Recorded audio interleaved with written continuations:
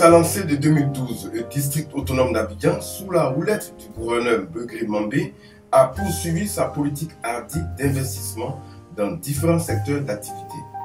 Surfant intelligemment sur les actions diplomatiques et économiques de repositionnement du pays au plan international, engagées par le chef de l'État, son Excellence Alassane Ouattara, et sur une dynamique stratégie interne de lobbying, Robert Beugri Mambé est en passe de réussir son audacieux pari d'inscrire définitivement la capitale économique ivoirienne sur la liste des capitales les plus en vogue, les plus modernes et les plus développées du monde.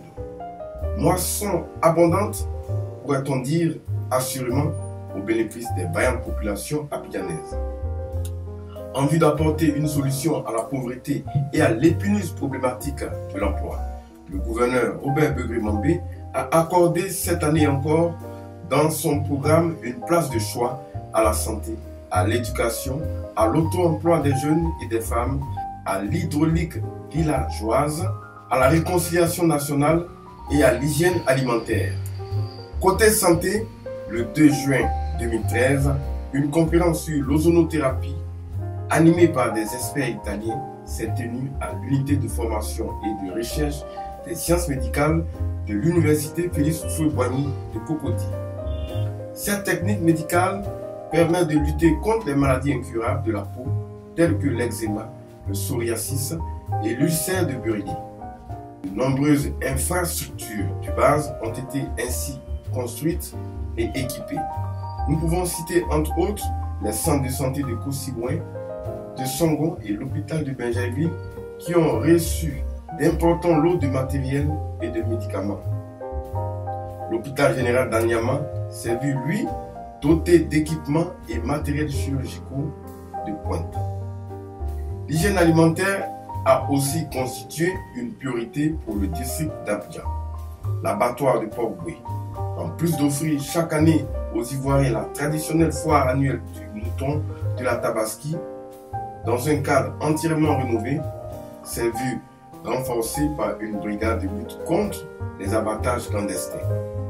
Une action bienfaitrice qui épargne au quotidien les Abidjanais d'une intoxication alimentaire à grande échelle. Beaucoup reste encore à faire, mais la période où les usagers pataugeaient dans la boue reste à ce jour un lointain souvenir. On note que le 30 juillet 2013, le gouverneur Robert Beugri Mambé, dans le cadre du Ramadan, a remis au COSIM des vivres. Au plan éducatif, le premier magistrat d'Abidjan a étoffé la capacité d'accueil de l'université Félix Houphouët-Boigny par la remise aux autorités de 2 amphithéâtres et d'un bâtiment R+2 destiné aux travaux dirigés. Pour ce qui est de l'auto-emploi des jeunes et des femmes, une unité moderne de production d'articles frais a vu le jour à Songon Assemblée, à la grande joie des populations qui en rêvaient depuis. Pour assurer la bonne gestion et la pérennité de ces actions, l'Agence nationale de développement rural ANADER, partenaire de l'opération, a organisé plusieurs ateliers de formation au profit des bénéficiaires. En matière d'hydraulique villageoise, le district a procédé à la rénovation du château d'eau de Aoué, dans la sous-préfecture d'Anyama. La question des logements sociaux a constitué pour l'ex-président de la commission électorale indépendante un enjeu majeur en 2013. En consolidant les acquis de l'agence immobilière du district autonome d'Abidjan, créée en 2011, le gouverneur entendait s'inscrire dans la volonté du chef de l'État, son Excellence M. Alassane Ouattara, de mettre à la disposition des populations à revenus modestes dans le périmètre d'Abidjan des logements économiquement accessibles. En prélude à la mise en pratique de ce projet, cher aux yeux du président de la République, le district autonome d'Abidjan a procédé à des signatures de cession de terrain nus avec des chefs traditionnels villageois à Djan et Akie, dans le cadre également d'un aménagement plus responsable de l'espace urbain. Le district a obtenu un financement qui contribuera à la restructuration des quartiers précaires. En parlant d'aménagement urbain, Le rapport avec l'esthétique est fondamental. C'est la raison qui explique les investissements réalisés dans le domaine des parcs et jardins. De nombreux espaces verts ont été réhabilités dans le souci d'assurer une meilleure visibilité routière aux usagers de la route et de limiter les risques d'accident. Les grandes artères ont été embellies par des plots lumineux alimentés à l'énergie solaire savamment incrustés dans la chaussée. L'implantation anarchique sur le territoire du district d'Abidjan de panneaux publicitaires qui étaient l'une des causes des accidents a trouvé un dénouement heureux avec leur démantèlement. C'est le lieu de rappeler que l'installation des feux tricolores numériques dotés de caméras de surveillance, une innovation technologique avancée pilotée par l'AGEROUTE, est une technologie importée et introduite en Côte d'Ivoire grâce à l'accord de coopération Abidjan-Lisbonne, coupé de main de maître par le patron du district d'Abidjan. Au titre de la sécurité et de la protection civile, Robert Begré-Mambé a intensifié ses efforts en vue de doter les forces de l'ordre et les sapeurs-pompiers d'équipements de qualité. Ainsi, le gouverneur a-t-il procédé le 20 juin 2013 à l'inauguration des locaux de la brigade de gendarmerie et du logement de son commandant à Songon. Les soldats du feu, quant à eux, se sont vus remettre des véhicules et du matériel d'intervention. Un autre pan de la feuille de route du gouverneur est bien évidemment la réconciliation nationale. C'est en ce sens que le village d'Adjaoui-Koubin, logé sur les parcelles de la commune de Port-Boué, ne remerciera jamais assez le district autonome d'Abidjan.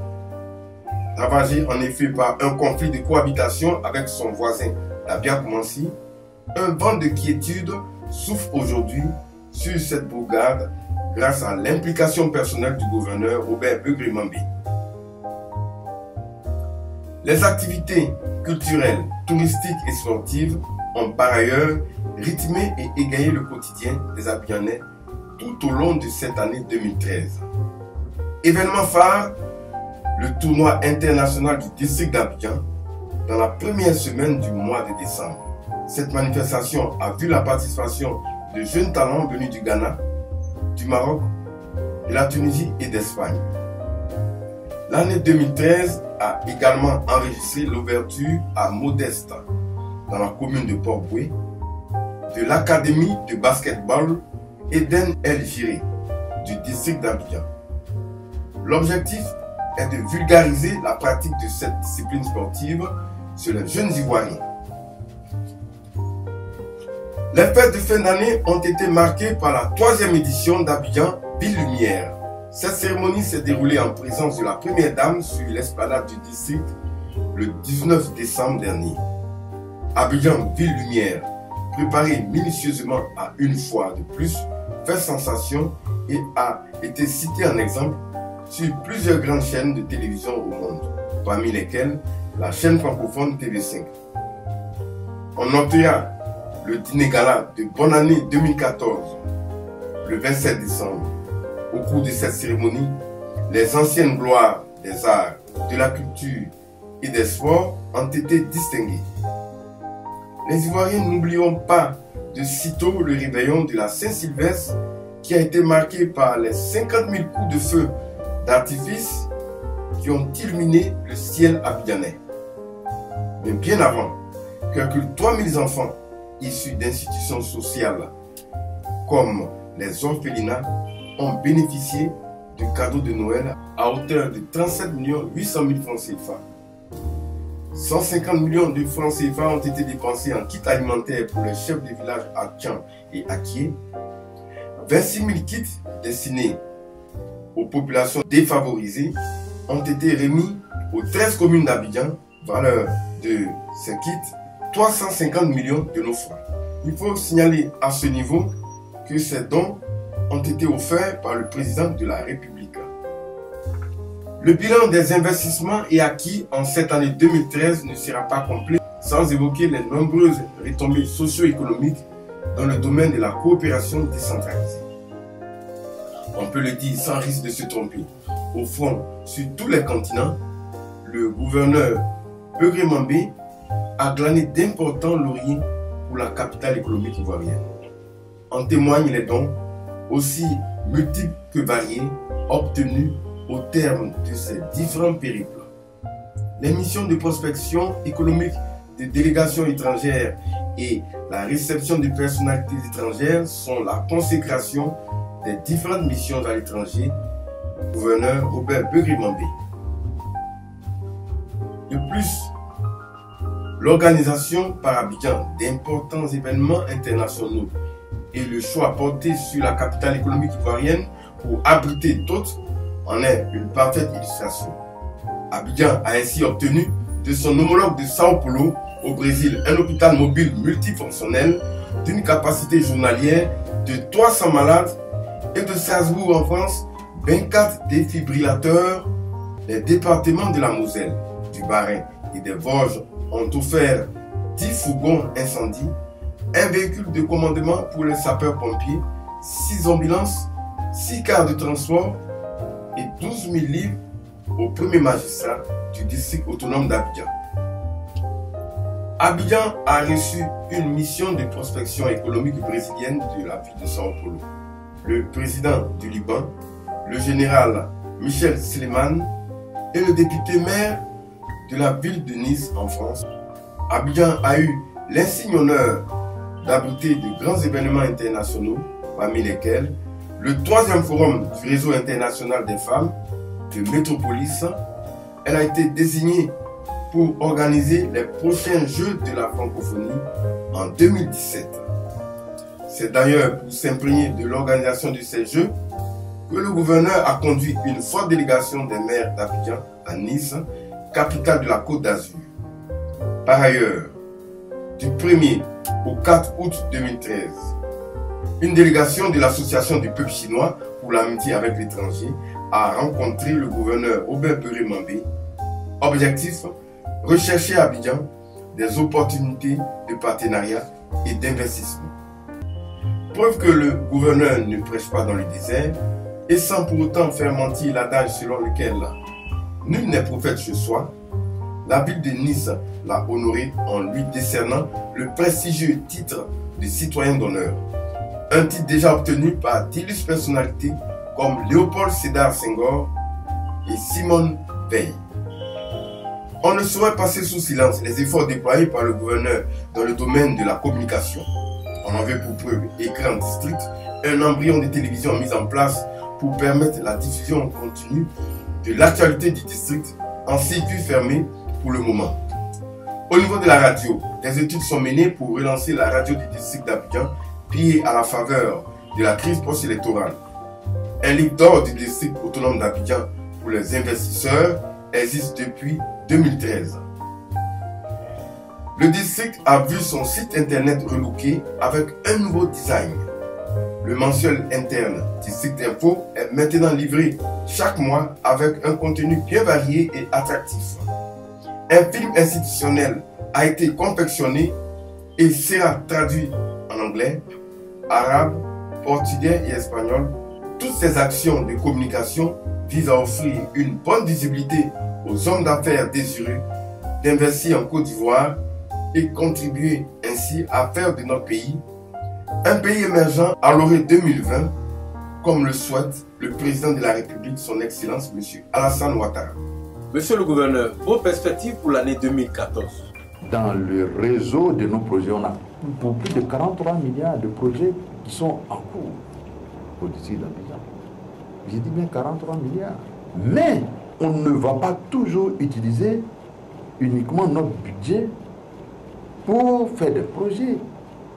Il faut que nous soyons capables de donner de l'assurance à des partenaires privés afin de faire les 3P, partenariat public-privé. Cela va augmenter le nombre de projets. Deuxièmement, il faut que nous soyons capables de structurer ce qu'on appelle le BOT. Il construit, il gère et il nous transfère. De ce point de vue, nous avons un grand nombre de projets qui sont prévus à cet effet. Vous allez voir, bientôt la baie du pont au Fort-Boigny, je l'ai dit lors des feux d'artifice, du pont au Faux-Bagny jusqu'au golfe, mais on va faire un travail immense. C'est mon rêve. Le président nous demande de mettre le paquet pour faire de cet endroit-là un endroit de rêve. On a présenté le projet, tous ceux qui ont vu le projet sont pressés qu'on le réalise. Mais il faut bien démarrer et ne pas s'arrêter. Vous voyez, l'opérateur est connu, les moyens sont en train d'être dégagés. En ce qui nous concerne, on va participer pour un peu et le reste, l'opérateur va s'en charger. Mais je vous assure que si on réalise réellement avec tout le sérieux nécessaire ce que l'architecte, un brillant architecte, a prévu sur cette zone-là, vous serez fiers d'Abidjan. Deuxièmement, j'ai vu le ministre de la Culture, il nous faut une grande salle de spectacle. Une grande salle de spectacle. Ça sera la surprise de 2014, si Dieu le veut. C'est pas fini. Avec le ministre de l'Infrastructure économique, vous savez, Abidjan va maintenant de Dabou, va aller de Dabou, Jarvine, pour passer à Bobo, Cocody, Palmerin, Cocody, Bouto, pour aller vers l'aéroport. C'est la grande Y4, c'est la grande boucle. C'est un grand rêve et on doit tout mettre en œuvre pour réaliser ça. En dehors de ça, il y a des projets pour les villages et c'est là que le cadre de vie des villages va connaître de grands bouleversements.